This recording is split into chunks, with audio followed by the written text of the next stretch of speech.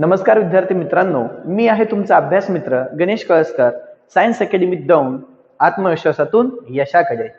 Friends, in today's fifth lecture on some basic concepts of chemistry, we are going to discuss about the different laws of chemical combination. तर मित्रांनो, आज आपण या lecture मध्ये अभ्यासणार आहोत different laws of chemical combinations.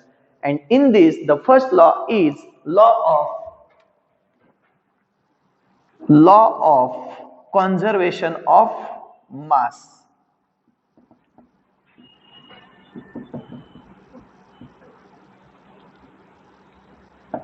तर मित्रांनो, आता आपण अभ्यासत आहोत law of conservation of mass.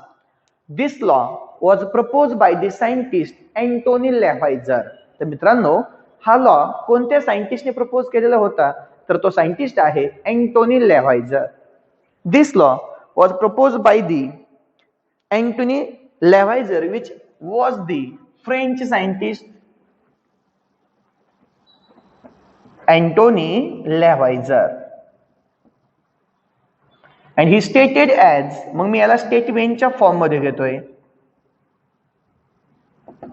During the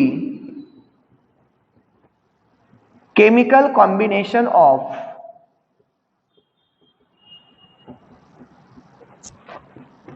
a matter, mass is neither created nor destroyed. मित्रांनो, आपण सुरुवात केलेली आहे लॉ ऑफ कॉन्झर्वेशन ऑफ मासला. तर आपण असं सांगितलं, this law was propose by the French scientist Antoine Lavoisier. हा जो लॉ आहे तो अँटोनी लेव्हायझर या फ्रेंच सायंटिस्टने सांगितलेला होता. अकॉर्डिंग टू हिम, याच्या म्हणण्यानुसार, त्याचं म्हणणं काय आपण स्टेटमेंटच्या फॉर्म मध्ये मांडलेलं आहे. During the chemical combination of a matter, ज्यावेळेस मॅटरचं केमिकल कॉम्बिनेशन होत असतं, mass is neither created nor destroyed. Mass हे तयारही होत नाही, नव्याने तयार करता येत नाही, किंवा ते डिस्ट्रॉइड सुद्धा आपल्याला करता येत नाही, किंवा ते कमी सुद्धा करता येणार नाही. तर यासाठी त्यांनी काही एक्झाम्पल्स दिले होते, ते आपण एक्झाम्पल्स पाहतोय.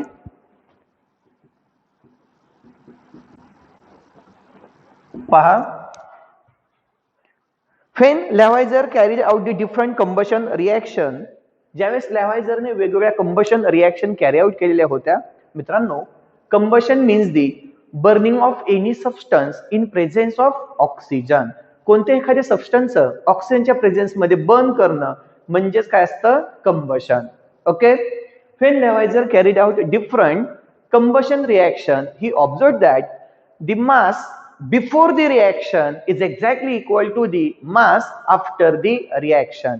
म्हणजे याचाच अर्थ असा, कोणत्या एखाद्या केमिकल कंबशन रिएक्शन मध्ये रिएक्टंटचं रिएक्शन होण्या अगोदरचं जे मास आहे ते एक्झॅक्टली इक्वल असतं रिएक्शन मध्ये प्रोडक्ट जे फॉर्म होतात त्यांचं रिएक्शन कंप्लीट झाल्यानंतरच्या मास एवढं.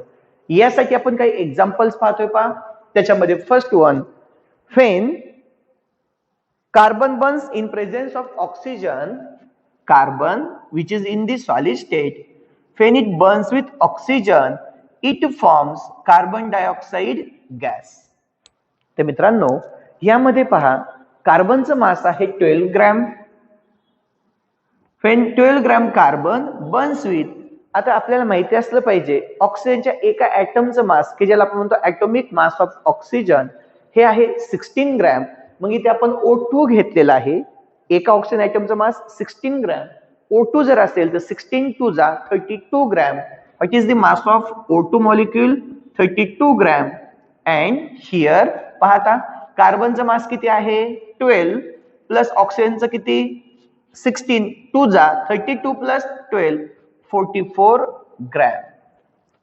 Here the mass of reactant is 12 plus 32 is 44 gram, which is exactly equal to the mass of the product. तर मित्रांनो, या एक्झाम्पल मधून आपल्या लक्षात येत आहे, when carbon undergoes combustion, it produces carbon dioxide. The masses of reactant, that is mass of carbon plus mass of oxygen before the reaction, reaction होण्या अगोदर कार्बन आणि ऑक्सिजनचं जे असणारं मास आहे 44 ग्रॅम, हे एक्झॅक्टली इक्वल आहे the product obtained after the reaction, that is 44 gram of carbon dioxide. Okay, and hence the law is proved. आणि अशा प्रकारे आपण लॉ प्रूव्ह केलेला आहे. मी आणखी एक एक्झाम्पल सांगतो.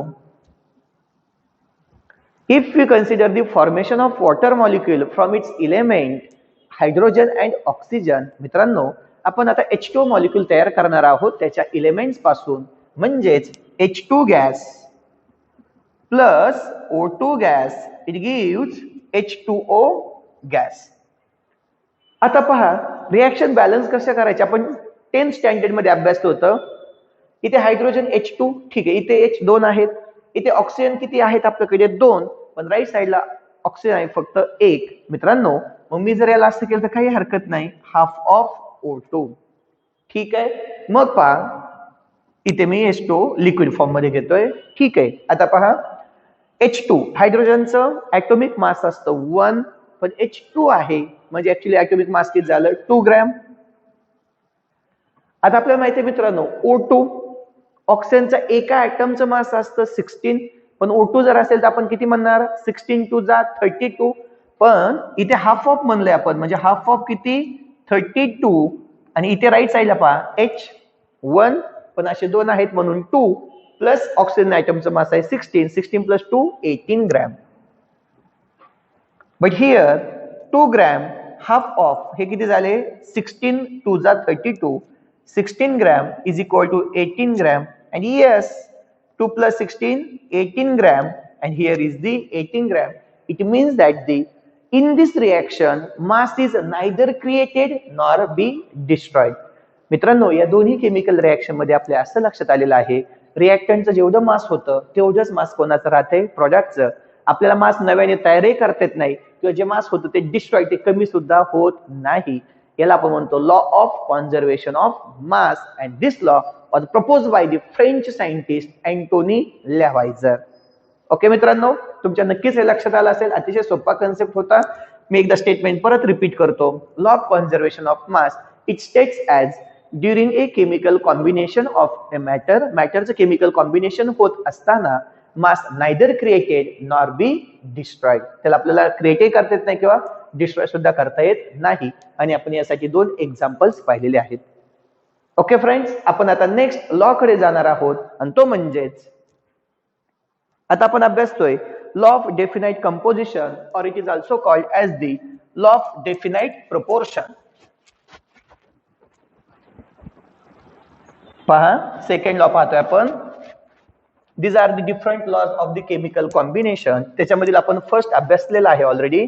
आता आपण पाहतोय second one, law of definite composition और डेफिनाइट कंपोजिशन और प्रोपोर्शन. मित्रांनो व्यवस्थित समजून घ्यायचं आपल्याला हा. This law was proposed by the French scientist Joseph Proust. Joseph Proust. तर मित्रांनो आपण असं सांगितलं, हा जो आपण लॉ पाहणार आहोत, लॉ ऑफ डेफिनाइट प्रोपोर्शन और the composition, this law was propose by the French scientist Joseph Proust. या सायंटिस्टने हा लॉ प्रपोज केलेला होता. याचं नेमकं म्हणणं काय ते अगोदर सांगतो. Irrespective of the source A given compound, statement पहा,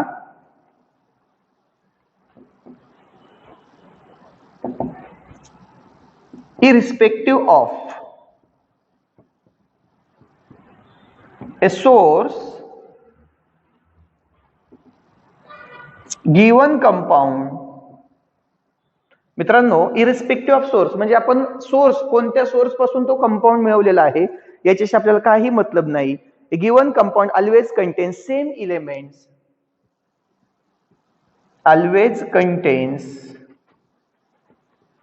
same elements in a same proportion by weight, in the same proportion by the weight. तर मित्रांनो अशा प्रकारे आपण सेकंड लॉ सांगितलेला आहे त्याला आपण म्हणतो law of definite composition or the proportion. याला आपण डेफिनाइट कंपोजिशन का म्हणतो याचा अर्थ मी तुम्हाला सांगणार आहे. तर आपण सांगितलं this law that is the law of definite proportion or composition was proposed by the scientist or put forth कोणी मांडलेला आहे फ्रेंच सायंटिस्ट जोसेफ प्राउस्ट या सायंटिस्ट हा मांडलेला आहे. आणि स्टेटमेंट मध्ये आपण सांगितलं इरिस्पेक्टिव्ह ऑफ ए सोर्स, कोणत्या सोर्स पासून आपण कंपाऊंड मिळवलेला आहे, a given compound always contains same elements, त्या कंपाऊंड मध्ये असणारे इलेमेंट्स तेच असतील पण कसे in the same proportion by weight, by the same proportion by the weight. मित्रांनो मी यासाठी एक एक्झाम्पल सांगतो पहा. If you consider water but this water is in the pure form, हे वॉटर कसं आहे in the pure form, that pure water it is either obtained naturally, that is from the natural sources, आपण nature मधून मिळवलेला असेल, or if it is synthesized in laboratory. मित्रांनो याचा अर्थ असा, आपण जर प्युअर वॉटरचा विचार जर केला, if pure water which is obtain from the nature, तो निसर्गातून आपण प्युअर वॉटर मिळवलं, or if it is synthesize in the laboratory, किंवा तो आपण लॅबोरेटरी मध्ये हायड्रोजन आणि ऑक्सिजन पासून जर आपण ते तयार केलं असेल तर तरी सुद्धा कोणतंही कसे मिळू दे आपण ते, it always contains hydrogen and oxygen in the same proportion by the weight which is hydrogen is 11.11% and oxygen is 88.89%. मित्रांनो याचा अर्थ लक्षात घ्या. या लॉचा मराठीतून अर्थ असा आहे की आपण कोणताही कंपाऊंड जर विचारात घेतला फक्त तो कसा असला पाहिजे, प्युअर कंपाऊंड असला पाहिजे, इरिस्पेक्टिव्ह ऑफ दिअर सोर्सेस, तो कोणापासून कसा मिळवलेला आहे किंवा त्याच्या मेथड ऑफ प्रिपरेशन काय आहे याच्याशी आपला काही मतलब नसून तो जो कंपाऊंड आहे त्याच्यामध्ये प्रेझेंट असणारे इलेमेंट्स हे नेहमी तेच असतात आणि ते इलेमेंट्स एका डेफिनाइट प्रोपोर्शन मध्येच प्रेझेंट असतात. ओके, तर याच्यामध्ये आपण सांगितलं if you consider the pure water, that pure water always contains hydrogen in the proportion of 11.11% and oxygen 88.89%. पण मित्रांनो तुमच्या मनामध्ये एक शंका नको की हे 11.11% कसं मिळवलं किंवा ऑक्सिजन 88.89% कसं मिळवलं. मी त्यासाठी तुम्हाला एक मेथड सांगतो, ती समजून घ्या. पहा मी ते एक्सप्लेन करतो. मला सांगा आपण हा जो H2 कन्सिडर केलाय, हायड्रोजनचा ॲटॉमिक मास किती आहे 1, पण अशा हायड्रोजन किती आपल्याकडे 2, टोटल मास किती झालं 2. ऑक्सिजनचा ॲटॉमिक मास किती आहे 16. मग H2O चा जर आपण विचार केला H2O, तर टोटल मास किती आलं 2 + 16 इज इक्वल टू 18. बरं, मग आपण काय सांगितलं H2O चं टोटल मास किती आहे 18 ग्रॅम आहे 18. मग त्यामध्ये हायड्रोजन किती, टोटल किती आहे H2O चं 18, त्यामध्ये हायड्रोजन किती, तर आपण कसं फाइंड आउट करणार, percentage of hydrogen is equal to total किती आहे 18, त्यामध्ये हायड्रोजन किती आहे 2, हायड्रोजन किती आहे याच्यामध्ये 2, मग मी असं म्हणणार 2/18 इंटू 100. मित्रांनो जसं की अगदी सिंपल एक्झाम्पल आपण जर कन्सिडर केलं, तुमची आता तुम्ही 10वीची जी बोर्डची एक्झाम परीक्षा दिलेली आहे, सॉरी परीक्षा चुकून बोललो, जी बोर्डची एक्झाम दिलेली आहे त्या बोर्डच्या एक्झाम मध्ये कन्सिडर करूयात की आता आपण 500 पैकी कोणत्याही स्टुडंटला 500 पैकी फॉर एक्झाम्पल 480 मार्क्स मिळाले, 500 पैकी किती मार्क्स मिळालेले आहेत 480, तर पर्सेंटेज कसं फाइंड आउट करतो आपण इंटू 100. तर या पद्धतीने आपण जाणार आहोत. 100 1 जा 100, 100 5 जा 500, इथे आपण घेणार 5 9 जा 45, रिमेनिंग 3, 5 6 जा 96. ओके, तर आता हे एक्झाम्पल आलंय तर आपल्याला माहिती असू द्या, आपल्याकडे एक 5 ते 6 विद्यार्थी या वर्षीचे असे असतील सायन्स अकॅडमीचे की जे विद्यार्थी 96+ एक्झाम मध्ये घेणार आहेत. ओके, तर पुढे बोलतोय आपण विद्यार्थी मित्रांनो. पहा मी पर्सेंटेज ऑफ हायड्रोजन कसं फाइंड आउट केलेलं आहे 2/18 इंटू 100. ओके, मग हे झाले 200/18, 2 into 100 200/18 is equal to 11.11%.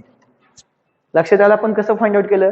Same याच फॉर्मॅट मध्ये आपण फ्रेंड्स फाइंड आउट करणार आहोत पर्सेंटेज ऑफ ऑक्सिजन. तर मग मी काय करणार आहे, percentage of oxygen is equal to, oxygen किती आहे आता आपल्याकडे 16, किती पैकी 18 पैकी तो किती आहे 16 इंटू 100, तर आपण करणार 1600 अपॉन 18 इज इक्वल टू 88.89%. तर अशा प्रकारे आपण पर्सेंटेज फाइंड आउट करू शकतो. म्हणजे तुमच्या मनामध्ये शंका नकोय आपल्याला आता. ओके, ठीक आहे. तर final make the law of definite composition repeat करतो. तर this law was propose by this French scientist Joseph Frost. Joseph Frost या सायंटिस्टने हा लॉ सांगितलेला होता आणि त्याचं म्हणणं असं होतं, irrespective of sources a given compound always contains same elements in a definite proportion by the weight. Okay, for example आपण सांगितलं होतं H2O चं. मित्रांनो आपण आणखी एक एक्झाम्पल देऊ शकतो. For example if you consider the copper sulphate, जर आपण किंवा क्युप्रिक कार्बोनेट जर आपण विचार घेतला CuCO3, क्युप्रिक कार्बोनेट जर विचारात जर घेतला तर याच्यामध्ये पर्सेंटेज ऑफ कार्बन, आता आपण काय करूया त्या क्युप्रिक कार्बोनेटला नॅचरल मेथडने किंवा सिंथेटिक, जर नॅचरली तो मिळवला किंवा तो जर सिंथेटिकली लॅबोरेटरीमध्ये तयार केला तर याच्यामध्ये आता कोणते इलेमेंट्स आहेत, कॉपर आहे, कार्बन आहे आणि ऑक्सिजन आहे.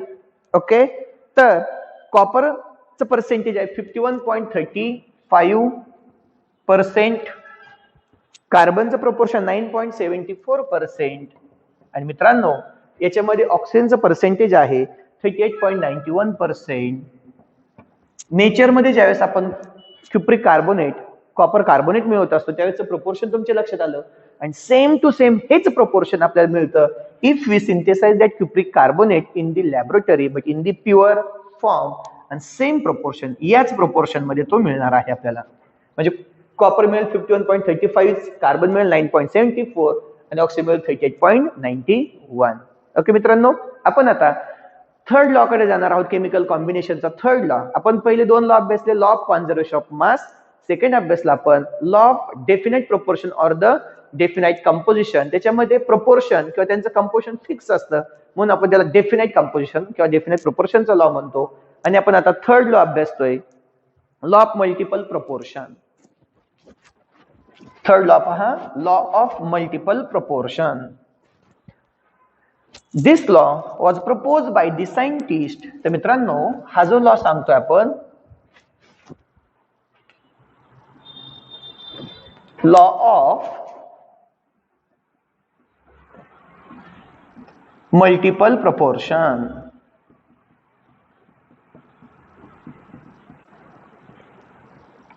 दिस law was propose by the scientist, जो तुम्ही ऐकलेला आहे, जॉन डाल्टन.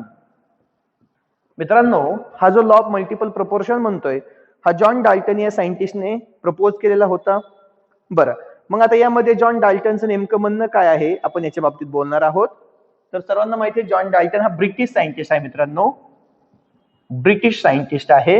ओके, तर त्याचं म्हणणं काय आहे ते आपण इथे मांडतोय. स्टेटमेंट पहा, स्टेटमेंटला मी सुरुवात करतोय.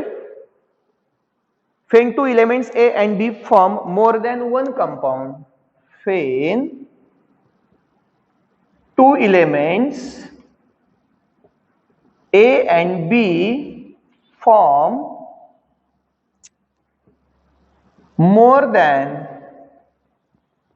one compound, पहा दोन एलिमेंट ए आणि बी रिएक्ट होतील एकमेकांबरोबर आणि ते एकापेक्षा जास्त कंपाऊंड तयार करतील. The masses of the element B, the masses of the element B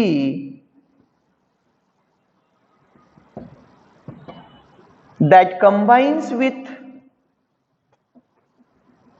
कोणाबरोबर कंबाइन्स म्हणतोय, fix mass of element A combines with a given mass of A with a given mass of A are always in the ratio of small whole numbers, are always in the ratio of small whole numbers. मित्रांनो, याचा अर्थ आपल्याला समजून घ्यायचा आहे. If you consider, आता आपण दोन कंपाऊंडच्या बाबतीत बोलतोय. आता ए आणि बी म्हणलंय ना, समजून घ्या. If you consider the two element A and B, ते मी घेतलं एक्झाम्पल. फॉर एक्झाम्पल, ए आहे आपला कार्बन आणि बी आहे आपला ऑक्सिजन. पहा, when these two elements react differently, carbon solid plus half of O2 gas, it forms carbon monoxide gas. हे पटलं आपल्याला. Carbon when reacts with the oxygen, it forms the carbon monoxide. मी दुसरी reaction मांडतो. when carbon reacts with 1 mole of oxygen, इथे मी half mole घेतला, अर्धाच मोल घेतला होता आपण ऑक्सिजनचा, कार्बन मोनॉक्साईड मिळाला. आता मी इथे घेतोय 1 mole, we get the carbon dioxide gas. अशा प्रकारे मित्रांनो, आता लक्षात घ्या, इथे कार्बनचं मास 12 ग्रॅम, हाफ ऑफ म्हणजेच हाफ ऑफ 32, आणि इथे आपल्याला जो कार्बन मोनॉक्साईड मिळणार आहे तो 32 प्लस 12 म्हणजे 44 ग्रॅम. तर मित्रांनो, आता याच्यामध्ये सॉरी, इथे 32 नाही, O2 नाही येतो, O आहे फक्त, म्हणजे याचा अर्थ 16 प्लस 12 28 ग्रॅम. ठीक आहे.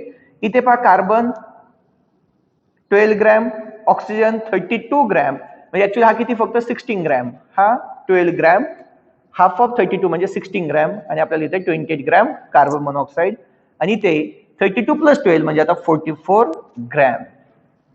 आता मित्रांनो, या स्टेटमेंट कडे या. when two elements A and B, म्हणजे इथे कोण घेतलंय मी, carbon and oxygen, form more than one compound. आता मोर दॅन वन कंपाऊंड म्हणजे त्यांनी कोण तयार केलंय, एक म्हणजे कार्बन मोनॉक्साईड, दुसरं म्हणजे कार्बन डायऑक्साईड. ठीक आहे. Forms more than one compound, जसं की carbon monoxide and carbon dioxide. The masses of the element B, masses of element B, B कोण आहे आपला, ऑक्सिजन, म्हणजे masses that is 16 and 32 gram. masses of element B that combines with a given mass of A. मित्रांनो, given mass ऐवजी आपण fix mass of A म्हणलं तरी हरकत नाही. इथे हा पहा 12 ग्रॅम 12 ग्रॅम. तर masses of compound B that reacts with the given mass of element A are always in the ratio of small whole numbers. म्हणजे हा जो ऑक्सिजन आहे, the masses of element B that combines with, म्हणजे याचे जे masses आहेत, element बी म्हणजे कोणाचे, ऑक्सिजनचे जे मासेस आहेत 16 आणि 32, they are always in the ratio of small whole numbers. तर मित्रांनो, मग आता हे ratio of small whole number मी कसं मांडू शकतो. इथे किती ग्रॅम रिॲक्ट झालाय, 16. रेशो म्हणजे 16 is to 32 is equal to 1 is to 2. They are always in the ratios of, आला ना रेशो मध्ये, स्मॉल होल नंबर 1:2, हा स्मॉल होल नंबरचा रेशो आहे. तर मित्रांनो, आपण आता अभ्यासला आहे law of multiple proportion. This law was propose by the British scientist John Dalton. According to John Dalton, त्याचं म्हणणं काय होतं मित्रांनो, स्टेटमेंट मध्ये दिलं आपण, when two elements A and the B form two or the more compounds or more than one compounds, then the masses of element B, पहा masses of element B, इथे ऑक्सिजन आहे आपला, that combines with the given mass of A are always in the small whole number ratio or in the ratios of the small whole numbers. Okay. तर मित्रांनो, एकदा statement पाहून घ्या, आणि मी example अतिशय सोप्या पद्धतीने सांगितलेलं आहे. इथे आपला विषय कोणाचा चाललाय, बीच्या मासेसचा चाललाय. इथे मास किती त्याचं 16, इथे मास किती 32. मग हे 16 आणि 32 की जे एका फिक्स मास बरोबर रिॲक्ट होतात इलेमेंट ए च्या, ते कशामध्ये असतात, एका स्मॉल होल नंबर रेशो मध्ये असतात, जसं की आपल्या इथे मिळालेलं आहे 1:2. ओके. तर मित्रांनो, आता आपण पाहणार आहोत लास्टचा लॉ, तो म्हणजेच Gay Lussac law of gaseous volume. Gay Lussac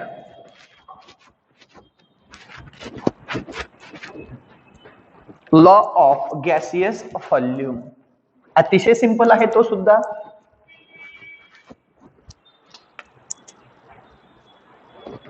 Gay लुसॅक,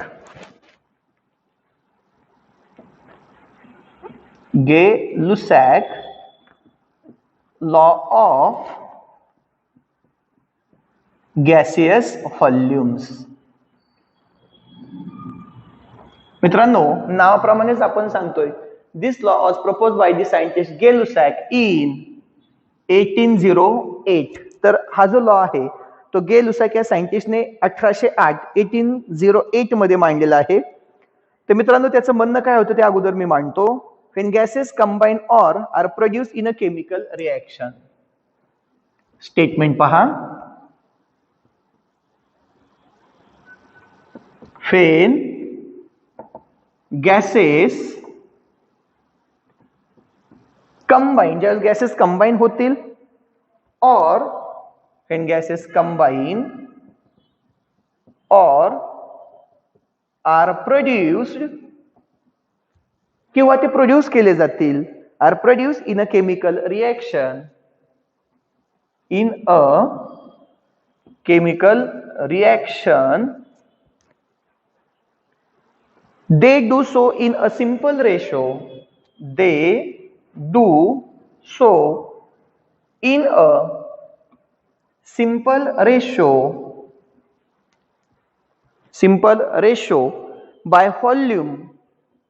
by volume provided that, मित्रांनो आपण इथे आपण एक कंडिशन सांगतोय, provided that all gases are at same temperature and pressure. Provided all gases are at same temperature and pressure. मित्रांनो अतिशय simple law आहे. मी तुम्हाला एक एक्झाम्पल घेऊन सांगणार आहे. If you consider formation of water molecule, पहा आपण एक एक्झाम्पल मध्ये वॉटर मॉलिक्यूल फॉर्म करतोय. H2 gas plus O2 gas, it gives H2O liquid. आता मित्रांनो मी याला बॅलन्स करतोय. तुम्हाला माहिती आहे याला जर बॅलन्स करायचं असेल तर मला इथे किती घ्यावं लागतील? हाफ. मग आता हाफ का घेतलं? कारण कळलं कारण इथे O2 O2 होते, राईट साइड ऑप्शन फक्त एक आहे म्हणून मी याला केलं हाफ. ठीक आहे. इफ यू कन्सिडर, आता जर आपण याचे व्हॉल्यूम जर लक्षात घेतले, कन्सिडर करतोय आपण वन व्हॉल्यूम, याचं जे वन व्हॉल्यूम आहे मी याला जर 100 ml म्हणलं, 100 ml of H2 react with, हे किती? फक्त हाफ. म्हणजे 100 च्या हाफ किती आलं मित्रांनो? 50 ml. and it forms the one that is the 100 ml of the H2O. It means that we can say that when one volume of H2 reacts with half volume of O2, it forms the one volume of H2O. आणि आपल्याला मिळणार आहे one volume of H2O. और मग असं करण्यापेक्षा इथे आपण फ्रॅक्शन मध्ये घेण्यापेक्षा 2 ने जर मल्टिप्लाइज केलं तर या 2 ने इकडे 2 टाइम्स होईल. ही रिएक्शन आपण अशी लिहू शकतो, 2 times H2 gas plus O2 gas, it gives 2 times H2O liquid. मग आपण असंही म्हणू शकतो 2 volume of H2 combines with 1 volume of O2 to form the 2 volume of the H2O.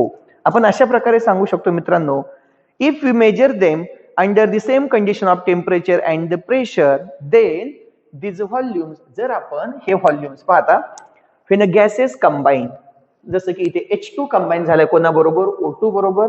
when gases combine or are produced in a chemical reaction, किंवा इथे H2 तयार होतोय. Okay. when the gases combine or are produced in the, मित्रांनो आपण मुद्दाम हे gases साठी वापरतोय म्हणून गॅसेसच्या फॉर्म मध्ये घेतलं वॉटरला, वॉटर वेपरच्या फॉर्म मध्ये.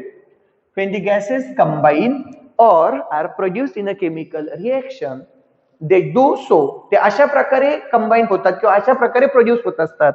they do so in a simple ratio by volume. तर ते कसे करतात? ते सिंपल रेशो ऑफ व्हॉल्यूम, आता व्हॉल्यूम किती याचे 2, म्हणजे सिंपल रेशो काय? 2:2, 1:2. they do so in a simple ratio of volumes only provided that, condition काय मित्रांनो? all these volumes of reactant and products are measured at same temperature and the pressure. म्हणजेच ज्या temperature आणि प्रेशरला आपण रिएक्टंटचं volume measure करणार आहोत त्याच temperature आणि प्रेशरला आपल्याला प्रोडक्टचं व्हॉल्यूम मेजर करावं लागेल. लक्षात आलं? तर आपण आता सांगितलेलं आहे Gay Lussac's law of gases volume. मी फायनली एकदा रिपीट करतो. दिस लॉ, आता नावाप्रमाणेच आपण वरतीच म्हणलंय, गे-लुसॅक या सायंटिस्टने 1808 मध्ये प्रपोज केलेला होता. बरं, स्टेटमेंट मध्ये तो म्हणतोय when gases combine or are produced in a chemical reaction, एकतर ते कंबाईन होतील आणि कंबाईन झाल्यानंतर ते प्रोड्यूस होतील when the gases react or combine or are produced in a chemical reaction, they do so. ते अशा प्रकारे कंबाईन होत असतात और प्रोड्यूस होत असतात in a simple whole number ratio, in the simple ratio by volumes. ते कंबाईन होताना किंवा प्रोड्यूस होताना सिंपल होल कशामध्ये तयार होतात, simple ratio of their volumes. ते व्हॉल्यूमच्या सिंपल रेशो मध्ये कंबाईन होत असतात किंवा प्रोड्यूस होत असतात. Only condition is that their volumes म्हणजेच volumes of reactant and the products must be measured at the same temperature and the pressure. Okay मित्रांनो, तर आपण आज या लेक्चर मध्ये अभ्यासले 4 laws of the combination of a matter. आणि त्याच्यामध्ये पहिला लॉ होता law of conservation of mass. Second पाहिला आपण लॉ ऑफ डेफिनाइट प्रोपोर्शन और कंपोजिशन. थर्ड आपण अभ्यासला लॉ ऑफ मल्टिपल प्रोपोर्शन. आणि फोर्थ वाला आपण अभ्यासलेला आहे Gay Lussac's law of gaseous volumes. Okay friends, thanks.